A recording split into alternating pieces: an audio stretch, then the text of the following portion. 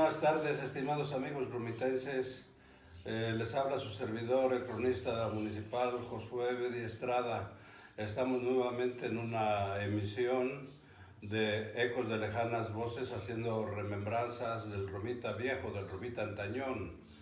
Estamos recordando la Revolución Mexicana en Romita. En la ocasión anterior hablamos de los colgados del jardín, aquella grave injusticia que se cometió con los campesinos de Romita por un sádico criminal que vino a colgarlos del jardín a un centenar de gente, de pobres campesinos, que fue el coronel Nicasio Jurado, de las fuerzas de los carranclanes, de los carrancistas. Algunas personas sostenían hace tiempo que Romita no tiene historia, que la historia nos olvidó, que nos dejó de lado siempre la historia de Romita. Yo he estado tratando de recuperar para las generaciones actuales y que recordemos las personas anteriores las etapas históricas en que Romita sí participó en todas las etapas históricas de la historia de México. Sí participó con don José María Lisiaga en la guerra de independencia con Hidalgo. Sí participó en la guerra de reforma de don Benito Juárez con don Manuel Doblado.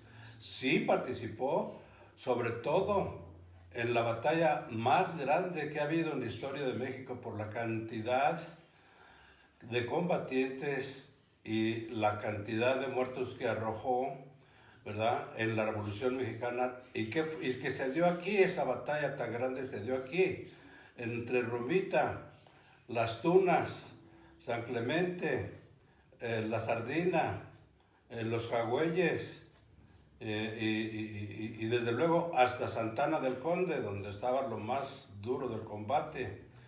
Pero ahorita vamos a recordar a un general de la aldea Guanajuato que es el único combatiente que ha tomado una acción de armas aquí en Romita y que tomó la ciudad. Bueno, en ese tiempo todavía ni siquiera era villa, todavía era pueblo, el pueblo de Romita. Esto sucedió el día 18 de abril de 1911. Es decir, estamos cumpliendo 110 años de aquella batalla, la única que se ha dado aquí en tierra realmente romitense, y la dio este señor general don Cándido Navarro. Don Cándido Navarro había sido maestro, había nacido en la aldea Guanajuato el 2 de febrero de 1871. Se fue a estudiar a Puebla, estuvo estudiando en Guanajuato y luego se fue a Puebla. Su familia era de origen más o menos acomodado, eran pequeños agricultores pero con ciertos bienes, porque se dice que su papá había regalado una propiedad para que el gobierno del estado pusiera una escuela. Una vez que había mucha inconformidad contra el gobierno de don Porfirio, al empezar el año 1910, entonces Cándido Navarro se empezó a organizar con otras gentes y organizaron clubes políticos antiporfiristas y pues lo destituyeron de su cargo de director de la escuela donde estaba trabajando, donde había hecho innovadores sistemas educativos en Santa Bárbara, en Azcapotzalco, Distrito Federal. Entonces, una vez que el presidente Madero convoca a todos los mexicanos a levantarse en armas a las 6 de la tarde, hasta le puso el señor Maderito, ¿verdad? Hasta le puso horario al levantamiento a las 6 de la tarde del 20 de noviembre de 1910, pues ya estaba preparado.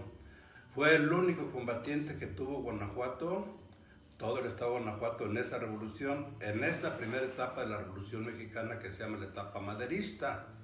Ya vendrían otras dos, la etapa de la lucha contra Victoriano Huerta y la más grande, ¿verdad?, etapa de la Revolución Mexicana, que es la lucha de facciones, donde todos se agarran contra todos.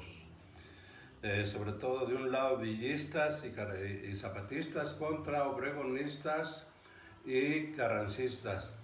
Pero entonces, Pues ya para este tiempo el maestro Cándido Navarro se había casado con una señora de Silao que se llamaba, bueno, era una jovencita, ¿verdad? Una señorita que se llamaba Carlota Bravo. De ese matrimonio nacieron dos hijos, Dioscórides e Hiparco, así se llamaban. Ellos le iban a acompañar y sobre todo su esposa Carlota lo iba a acompañar a la revolución, igual que su hermana Antonia, igual que todos se comprometieron, mucha gente de esta región se comprometió con don Cándido Navarro. Es sorprendente, hay que decirlo, la desprotección en que el gobierno porfirista había dejado muchos lugares de la República, pero sobre todo un lugar tan importante como, y una entidad tan rica como el estado de Guanajuato, donde según el informe del gobernador apenas había 400 federales resguardando todo el estado de Guanajuato, ¿verdad? No solo eso, la torpeza, la ineptitud con que se comportaron los elementos federales hicieron posible que los avances de este señor que empezó con 40 individuos que pudo levantar por aquí cerca de Cristo Rey, y se va y asalta el mineral de la luz. Esto hace posible que vaya logrando victorias, aunque sean pequeñas, pero realmente a la hora de la hora fueron las más significativas y las únicas grandes,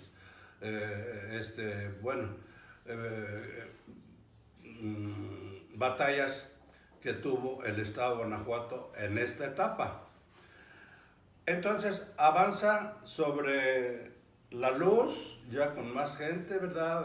Toma el mineral por sorpresa, el mineral de la luz, toman armas, toman dinero, lo empieza a seguir más gente, y luego viene y de repente toma Marfil, y andaba con sus tropas, pequeña tropa de 150 personas, porque hay que ver que los hacendados de Silao, o ricos propietarios cuando menos de Silao, Pesqueira, los del rancho de Santa Faustina, Natividad Macías, el licenciado Natividad Macías también con su hacienda que tenía aquí en Silao, lo apoyaron. Curiosamente, gentes que estaban acomodadas apoyaron porque estaban muy a disgusto con el gobierno de don Porfirio y con el gobernador del estado, don Joaquín Obregón González. Ya pedían a gritos que le quitaran ese gobernador que ya tiene 17 años, ¿verdad? Y nomás calentando la silla y ya la gente ya no lo quería. Entonces, apoyaron ellos con dinero, con armas, con caballos, apoyaron a Cándido Navarro, y Cándido Navarro no enfrentaba directamente tropas grandes. Hacía un tipo de suerte de combate, de guerra de guerrillas, golpeaba, se retiraba, y luego se iba, ¿verdad? Y caía de sorpresa en otro lugar. La mañana del 18 de abril de 1911, cayó de sorpresa aquí en Romita, y pues apenas defendido por 50 federales que estaban al mando del mayor Enrique Septién, que había sido el jefe político de Romita. Entonces, pero de todos modos hubo un enfrentamiento que duró 2 horas, de cruce de balazos muy fuertes de un lado y de otro, ¿verdad? Y también hubo muertos de un lado y de otro, siempre corrió algo de sangre. Ganaron los revolucionarios de Cándido Navarro, y ahí vienen a entrar a Romita porque se dio aquí enfrente, ¿verdad? Hacia la parte norte de Romita, en los terrenos de este lado. Y ahí vienen, entran a Romita, a grito y sombrerazo, tirando balazos, con la música por delante, van y echan a doblar las campanas del templo, y se van sobre la presidencia municipal de Romita y sacan los archiveros, y luego que los sacan allá a la calle, ahí enfrente, tiran los archivos, y luego lo queman todos los papeles, porque esos papeles, hay que decirlo, contenían las obligaciones que se habían hecho firmar, las deudas contraídas por los campesinos con los hacendados, aquellas deudas impagables que pasaban de padres a hijos, ¿verdad? Y que nunca se podían pagar porque el sueldo miserable de 15 o 20 centavos que les pagaban diario, pues era imposible que cubriera eso. Y entonces, ahí estaban esos papeles, ahí estaban las drogas que tenían los campesinos con la tienda de raya, donde gastaban su pequeño salario ahí lo gastaban, lo tenían que gastar ahí los trabajadores, los peones, que para cambiarse de una hacienda a otra tenían que llevar un salvoconducto, ¿verdad? Un tipo de pasaporte, un salvoconducto autorizado por el mayordomo de la hacienda para que pudiera irse a otra. Entonces, sucede que pues hacen una quemazón, queman la presidencia municipal, pero al saber que ya viene gente, un contingente mayor de tropa de allá de Silao, que ya vienen también refuerzos de Guanajuato, pues entonces pues se retiran, ¿verdad? Porque no iban a esperarlos a que les dieran un combate de fuerzas mayores. Se retiran a lo que se llama, aquí está, no se llama, sino que aquí está enfrente el Cerro del Huilote. Es este cerro grandote que se ve y que aquí atrás ya queda la joya de Calvillo y quedan las partes del territorio del municipio de Abasolo. Hasta allá se va, pero hasta allá llega gente de Romita, campesinos a engrosar las filas de la rebelión, como dice la canción, ¿verdad? Pero la gente humilde lleva un puerquito, gallina, la guajolota. Entonces le llevan de comer y le dan apoyo, ven con mucha simpatía la causa, porque además Cándido Navarro a todas las poblaciones a que entró nunca hizo desmanes ni vejó a la población, nunca permitió saqueos. Entonces no era un mal elemento, pues era maestro de formación. Entonces después de aquí va a tomar Silao, ya con mayor cantidad de elementos. Después va a tomar San Luis Potosí, San Felipe Torres Mochas. Cuando llega a San Luis Potosí, donde también es Cándido Navarro el revolucionario más destacado en esta etapa histórica de toda la Revolución Mexicana maderista en San Luis Potosí. Entonces, Cándido Navarro se va hacia San Luis Potosí, ya entra pacíficamente porque el gobernador no le hace resistencia. El gobernador les ofrece mucho dinero para que no hagan desmanes y no vayan a quitarle dinero a otras gentes. El gobernador que se apellidaba Ipiña. Entonces, pero pues sería muy vasto, ¿verdad? Platicar de todas las hazañas de este revolucionario. Este revolucionario de la aldea, ahora sí que muy próximo a nosotros, a Romita, ¿verdad? En la única batalla de Romita en toda su historia, don Cándido Navarro murió peleando, pero murió peleando después de que fue encarcelado por Madero. Rompió con Madero, a quien él había apoyado tanto. Murió en una batalla, se fue con los zapatistas y peleando con los zapatistas iba hacia San Luis Potosí, donde en Villa de Arriaga, ¿verdad? En un lugar que se llama Santa Bárbara, por ahí peleó y le dieron muerte. Lo enterraron en San Luis Potosí en un lugar en un panteón que se llama El Saucito.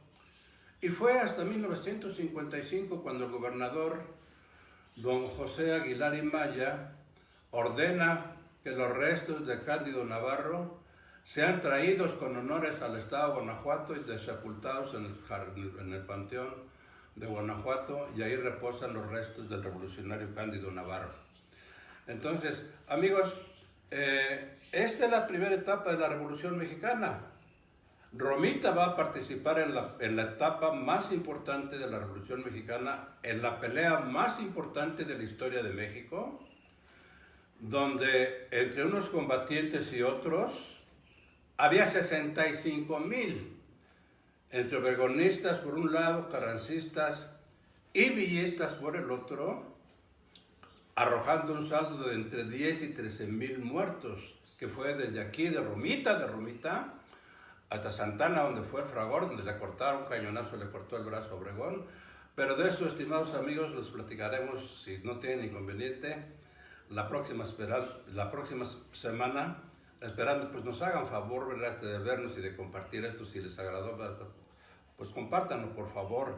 Tenemos buenos libros de la autoría, de mi autoría, ¿verdad? Vamos a pedirle a las personas que quieran asistir a la biblioteca de su servidor en calle Jiménez número 5, aquí en Romita. a un teléfono que va a aparecer para que llamen, ¿verdad? Porque no siempre estamos ahí, cuestiones de la pandemia, ¿verdad? Y les vamos a hacer obsequio de libros, sobre todo si nos llevan fotografías antiguas, para tomarles allí en el escáner unas copias y las regresamos de inmediato, pero a cambio les vamos a dar pues un lote de libros de los que ya tenemos publicados. Muchas gracias, amigos, y nos vemos en la próxima.